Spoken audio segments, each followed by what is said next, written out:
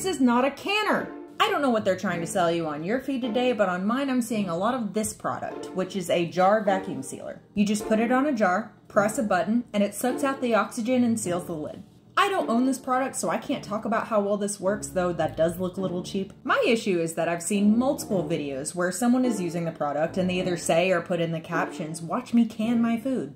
Now I get it, the English language doesn't have a word that means vacuum sealing the air out of a jar. But calling this canning would be like if I told you I put the ice cream in the freezer when I actually just put it in the fridge. There are two methods for at-home canning: water bath canning or pressure canning. In water bath canning, the jar of food is processed in a bath of boiling water. The lid is only on finger tight, so as it comes up to temperature, the air is pushed out. The sealing part of the lid is warmed and softened to fit the top of the jar perfectly. When this jar is removed from the water and the food begins to cool, in an oxygenless environment, it will create a vacuum sealing the jar. Now, water bath canning only works for high acid foods. And that's because in water bath canning, it can only get as hot as boiling water, which is not hot enough to kill Clostridium botulinum. That's the botulism bacteria. But it can't make its toxic spores in acidic environments, so that's why it needs to have a pH of a 4.6 or less. So if the food doesn't have the acidity to prevent toxins from forming, we need to heat it to kill the bacteria. Now, the toxic spores can't be killed off by heat, but the bacteria itself can at 240 degrees Fahrenheit.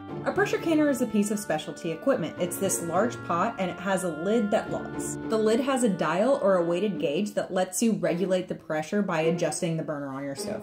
And pressure canner, not a pressure cooker. You only need a couple inches of water in a pressure canner. When we add heat, that water becomes steam, but that steam can't escape, so we're building pressure. When pressure is increased, the boiling point of the liquid is also increased, allowing this to become hot enough to kill the bacteria. Now, I'm not saying that this is a useless product, but even if it worked absolutely perfectly, sucked up all the oxygen, and created a perfect seal each and every time, it is not a replacement for canning. But it works better for dry goods that you don't want to get stale, like cereal or coffee.